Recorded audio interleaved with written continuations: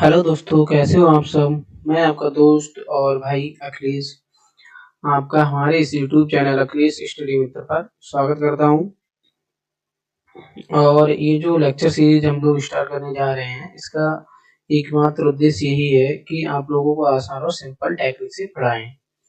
आप लोगों को आसान और सिंपल टेक्निक से पढ़ाया जाए, जिससे आप अच्छे से समझ सको और अच्छे से नोट्स बना सको, और यूपी एग्जाम बोर्ड में आप अच्छे से लिख सको और अच्छे मार्क्स ला सको, अच्छे नंबर अचीव कर सको।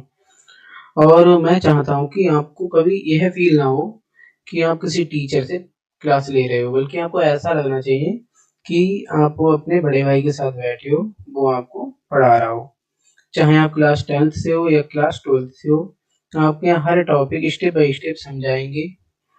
और टेंशन बिल्कुल नहीं लेना है दोस्तों। यहाँ रफ चीजें भी जो है ना, जो टफ है, वो भी एकदम मतलब आसान सिंपल वे में समझा देंगे, जो कि आपको पढ़ने में भी मजा आएगा। तो चलिए, बिना टाइम वेस्ट किए हुए स्टार्ट करते हैं लेक्चर को।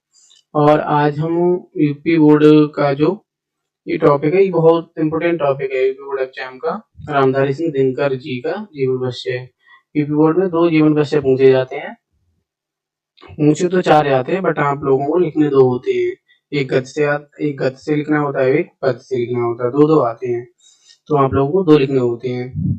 तो ये रामधारी सिंह दिनकर जी का काफी इम्पोर्टेंट है, ये पूछा जाता है, अक्सर पूछा जाता है। तो आप लोगों को ये जो मतलब यहाँ पर ये फर्स्ट स्लाइड में ये जो दिए हुए हैं ये चीजें,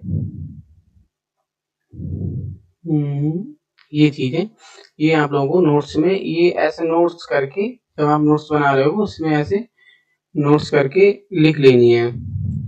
ये जैसे इनका जन्म, ये लोग हैं, ये मतलब आप लोगों को पता होनी चाहिए, वो सिंपल चीजें, और ये तो पता होनी चाहिए जब आप एग्जाम देने जाओ। तो ये तो बहुत इम्पोर्टेंट चीजें हैं। तब जैसे इनका जन्म जो था वो 30 सितंबर 1908 को हुआ था। रामधारी सिंह दिनकर जी का जन्म। अब इनका जन्म कहाँ हुआ था? इनका जन्म हुआ था सिमरिया, जो कि बिहार डिस्ट्रिक्ट में पड़ता है। सिमरिया नाम गांव में हुआ था, जो कि बिहार डिस्ट्रिक्ट में पड़ता है। इनके पिता का नाम बाबू रवि सिंह था और इनकी माता का नाम मनरूप देवी था। इनकी उपाधियां जो है राष्ट्रकवि हैं, इन्हें राष्ट्रकवि भी कहा जाता है और वीर सम्राट भी कहा जाता है।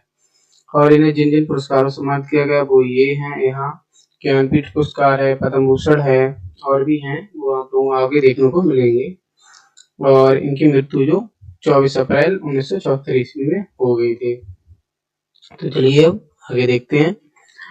अब इनका हम लोग देखेंगे जीवन भाष्य। इनका जीवन भाष्य देखेंगे।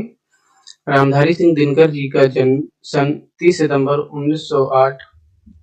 30 सितंबर 1908। ये जो ऐसे रेड कलर से हाईलाइट जो हैं, ये चीजें आप लोगों को नोट्स में हाईलाइट करके ही लिखनी है। ये सब इम्पोर्टेंट चीजें हैं।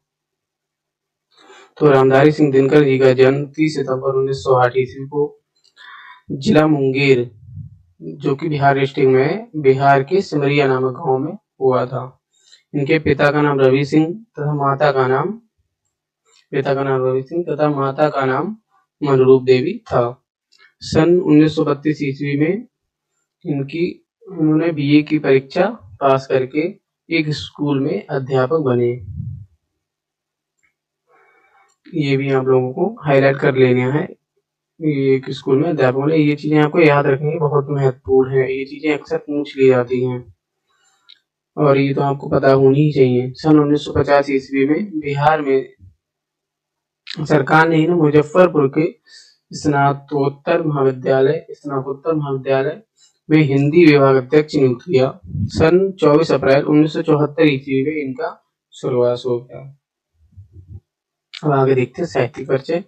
अब इनका साहित्यिक परिचय है रामधारी सिंह दिनकर जी का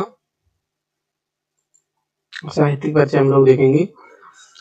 साहित्यिक परिचय में रामधारी सिंह दिनकर जी को क्रांतिकारी कवि के रूप में जाना जाता है, जिन्होंने राष्ट्र की आशाओं आकांक्षाओं को सदावाणी दी है। दिनकर जी को पद्म भूषण, ये इनके पुरस्कार हैं जो इन्हें जिन जिन पुरस्कारों से सम्मानित किया गया है।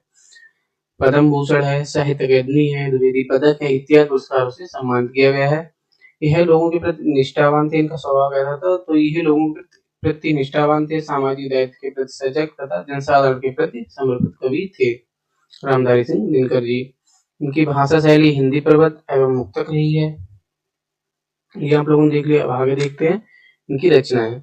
इनकी रचनाएं जो हैं, एक सेकंड, इनकी रचनाएं हैं रेणुका है, हुंकार है, कुरुक्षेत्र है, उर्वशी है, परशुराम की प्रतीक्षा है, संस्कृति के 4 अध्याय हैं और खंड काव्य में आप लोग देखेंगे प्राणभंग और रसमती है और कविता संग्रह में रसमंती और वायु है और बाल साहित्य में मिर्च का ब्याह, सूरज का ब्याह, ये हैं।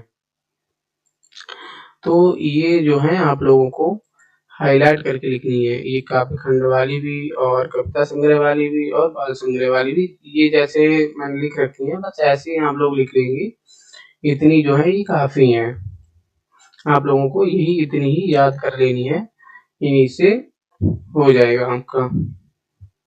और आगे जो भी रहेगा, अभी तो बोर्ड एग्जाम तक मैं एक बार इसे फिर से दोबारा से आप लोगों को 1-2 बार रिवीजन करवा दूंगा, जिससे आप लोगों की अच्छे से तैयारी हो जाए। इस रामधारी सिंह दिनकर जी के जीवन परिचय को भी 1-2 बार फिर से रिवीजन करवा दूंगा।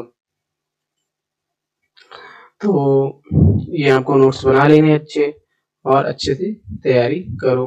और इसमें वीडियो में जो डाउट हो आप लोगों को, वो आप लोग कमेंट करके पूछ सकते हैं, मैं रिप्लाई भी करूंगा। और